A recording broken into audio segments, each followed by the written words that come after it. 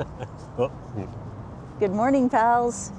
Welcome back to 100 Days, 100 Miles, and we're doing it again. We're outside today, so not on a treadmill. I'm Tanya, that's my pal Chris, and today we are at the Deepwood Estate in Salem, Oregon, which is right next door, adjoining property to the Bush's Pasture Park here. So now we're exploring the other side of the estates here. Let's take a walk.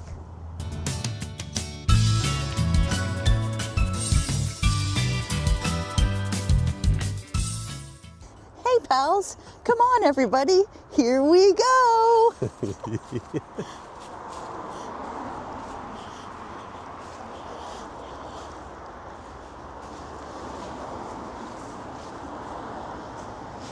I'm so glad I have a warm beverage today.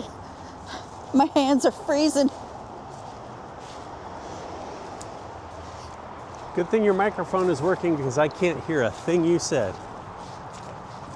That's all right.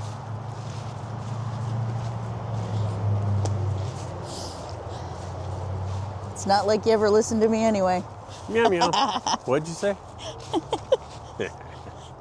I'm in so much trouble.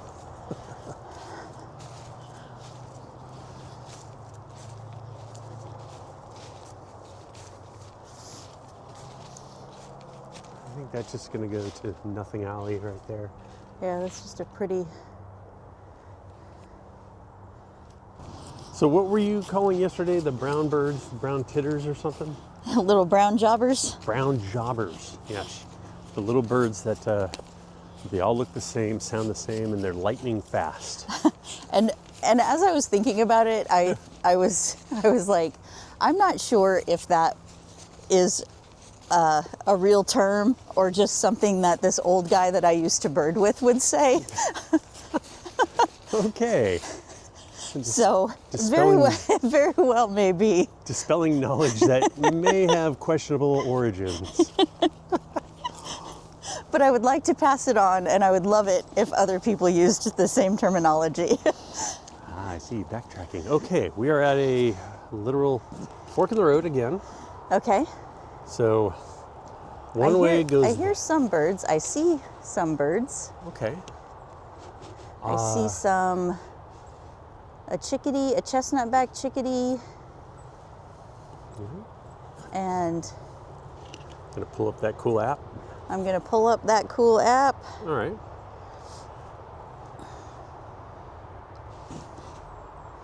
We saw a video last night that somebody else made that was about taking a walk and pulling out the Merlin app. Like, what kind of bird is that? Let's get out the Merlin app.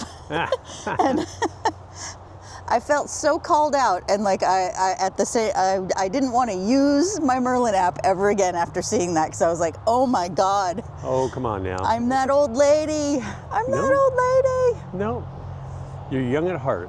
Okay, so I'm seeing a lot of birds right here in this. Okay. And let's go ahead and walk in here, and I'll be quiet as we walk in here, and we'll see what birds come up. Okay.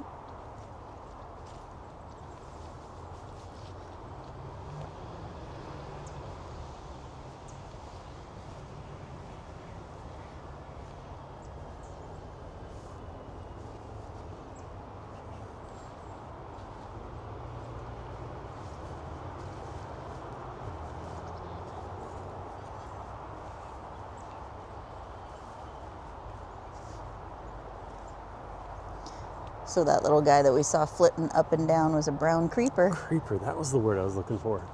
He's creeping That was up what and I down. thought we were seeing yesterday, but didn't. Okay.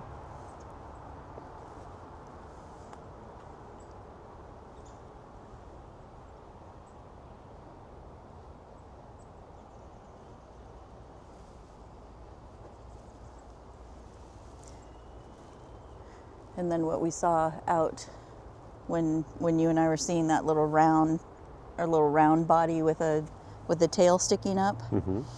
That was a Pacific wren. Oh. So yesterday we were seeing beewicks, and I just saw him over there. Oh. Visual confirmation.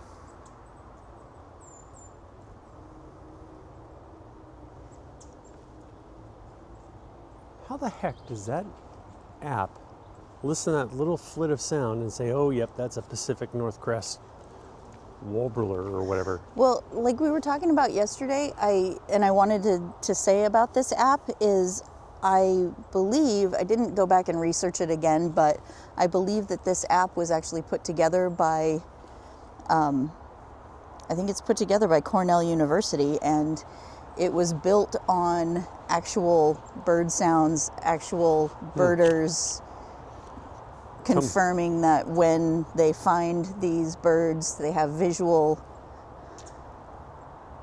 Hauling ass. So are you telling me there's no AI involved? I don't know if that's true still, Okay. but I know when it was set up that it was. There's the creeper. Guys. Do you see the creeper? I do, yeah.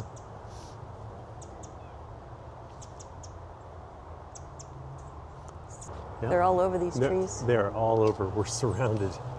They're in the walls. They're in the walls. Let's keep rolling. Okay.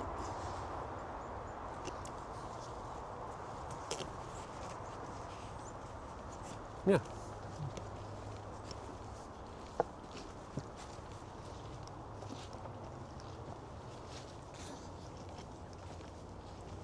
So this creek is the indication of where Deepwood Estate ends and Bush Pasture Park begins.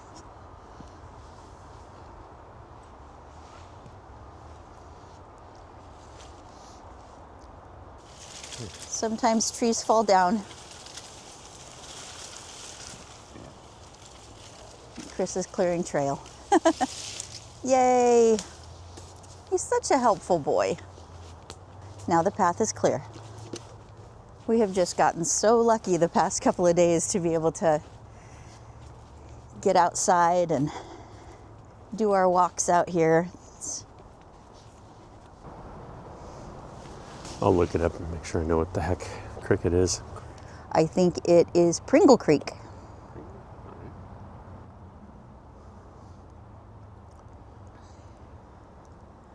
Almost positive it's Pringle Creek.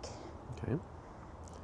I'm going to search the internet because I think you're right. It's a lot fuller than it normally is, but you know, it's January.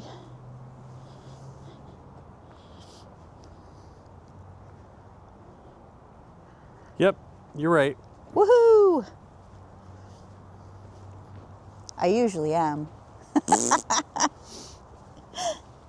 Because there's some woodpeckers. Oh, no, that's a squirrel. Oh, it's a squirrel.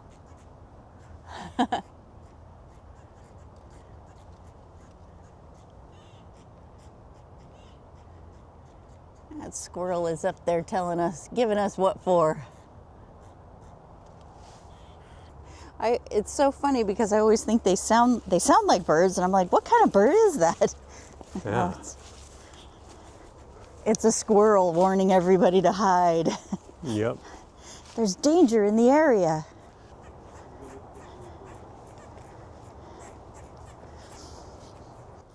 Ah! Hey, sweetie. Did you find another fairy? No. No, but I did find something. So as we walk through, I have a history with geocaching and hiding things in weird spots. One of the reasons why when we go on hikes and such, I'm always looking around for a good place to hide something. On this trip is no different, and it turns out I found something. Oh. I would love for you to look inside here and see. I'm not going to stick my head in there. No, I got a stick perfectly.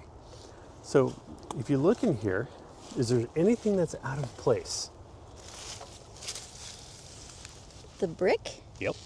Use this fancy handy stick right here and flip the brick. Oh, yeah. So, I'll film me grabbing it.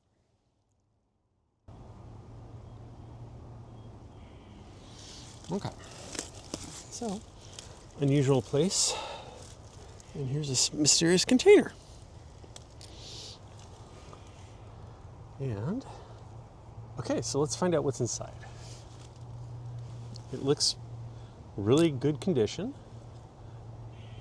And, oh there's no poison here. How the hell do you open this thing? There we go. Okay, so this is an old geocache called a microcache because it's so small. What's that? And geocaches started, gosh, 15, 20 years ago. People were hiding things out in the woods and then placing coordinates for others to find it. And there'll be a log, a find log, and then items inside. And the idea was you assign the log and you put an item in here and you take an item out, so the contents are always changing. And with these small ones, you have to be really unique with what you place in here. The last person that found this was March of last year, according to this log. Cool. Yeah. And you just kind of hide it again. There you go.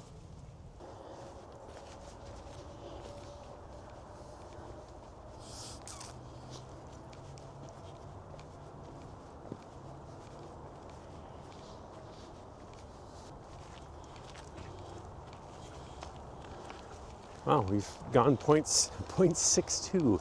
Nice. Yeah.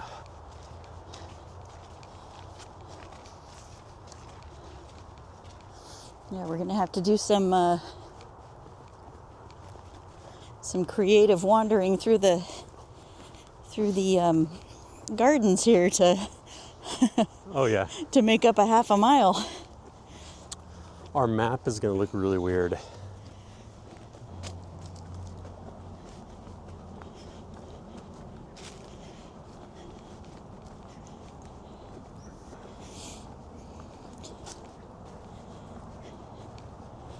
All right, so that is the backwoods part of Deepwoods.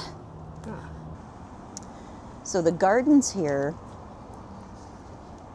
were done by Elizabeth Lord and Edith Scriver, and they were recognized as basically the first women to have an all-woman architecture business in the Pacific Northwest. And they did a lot of landscaping around the Salem area. Oh, the greenhouse is closed for the season. Dang it. So there's another greenhouse here. That's just gorgeous. We'll try the door just in case. No, it's true. You can see True. really good. It's through here. locked. But this one has like a bunch of tropical plants in here. There's a lot of like rubber tree plants and palm trees and banana trees, and it's a little bit more of a modern greenhouse. And then this area here, I don't know, it totally reminds me of the place where you wait to get before you go on tours at Disneyland. Oh, gosh, yeah. Yeah, you're right. There's something very, very Disney and aesthetically pleasing about the public restrooms and the little kiosk to find out the information about the Deepwoods Estate. The Deepwoods Estate is a 5-acre estate that, like I said at the beginning, it butts right up against Bush's Pasture Park. So there's this phenomenon joke that is often told in the Pacific Northwest about how we have 14 seasons where everybody else has 4. And what you've been seeing the past couple of days with these beautiful days is that we are having, I think they call it, they call it like the first false spring. And we literally get these trees starting to get little buds. because in the daytime it warms up real nice, and the flowers think, or the plants think, hey, it's time to come out and be alive. But it's not.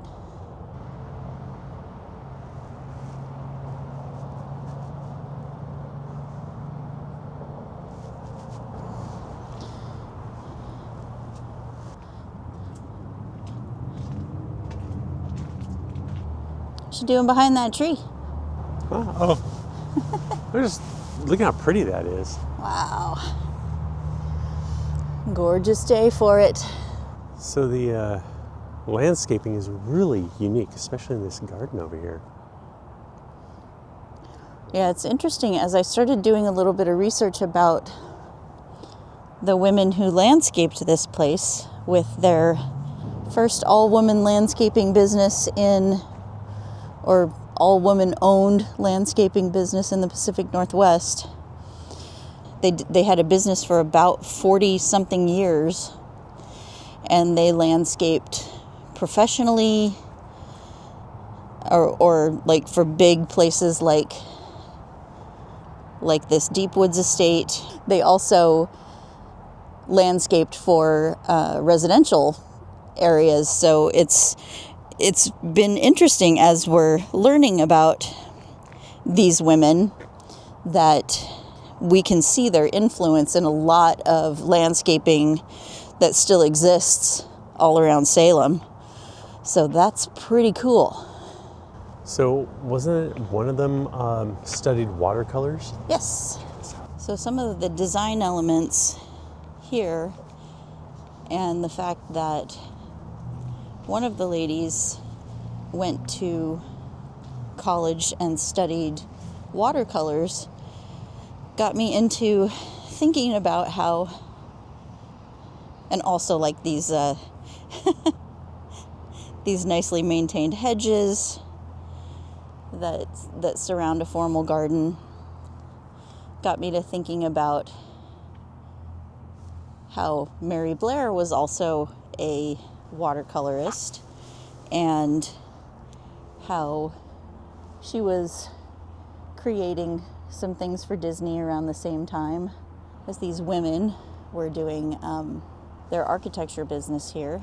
And it was sort of in a time where, you know, women were pioneering things that had been typically male jobs, and that there's like a certain aesthetic that comes along with letting color and form dictate the flow. And you know, I can't get into a full-on deep dive about all this stuff in a 20-minute video where we're concentrating on walking, but I mean, that is just a beautiful aesthetic. Walking through that arbor gets you feeling nostalgic and romantic, and you immediately want to take a turn and take a look at this house. And this is just the side. This isn't even from the road of where it really invites you in. And look at all these gables, and To me, it actually reminds me of Small World. it does look a little bit like Small World. So this is the carriage house, and it is original to the house as well. So this house was built in the late 1800s. All right, so that's the carriage house. And across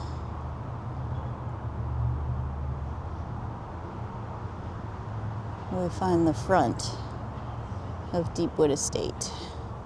They do tours of this estate. After we conclude the 100 Days, 100 Miles series, we do plan on taking some time to do some more deep dives on these places that we've been coming to give you some like real good history about these places, go on the tours. Yeah, because it's super interesting to us, and filming just to do a mile not just to, but filming to do a mile walk, where that is the focus of our video, doesn't give us as much time to talk about the real intricacies of these beautiful places. So, oh, this is what I want. I want a conservatory like this. Right? I just want to go in there and read a book. I just want a place with a lot of windows where I can sit and edit my videos.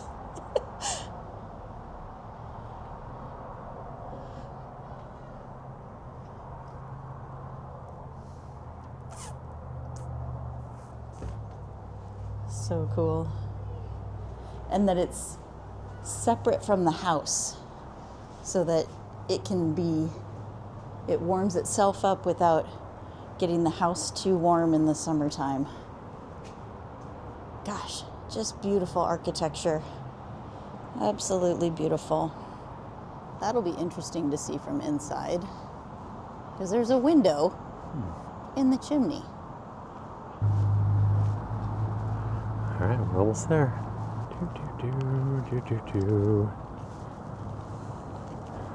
Okay, 0.99, and we are going to be 1 mile right there.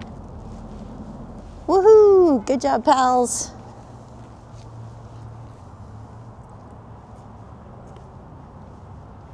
All right, good job. Beautiful place to do it today. All right, pals. Thanks so much for joining us again for another 100 days, 100 miles out in the wild today. And again, I'm Tanya. That's my pal Chris. And we'll see you again here tomorrow. Bye, pals. Bye. Good morning, pal. Did it? I don't know which way to go. You should edit that part out. Too much bright light. Bright light, bright light. Gotta recover the coffee cup. Tanya's on her own adventure. Gonna go get the cup that she left behind. Leave no trace behind. Yep. Am I right? Carry out what you carry in, kids. Good job, good job.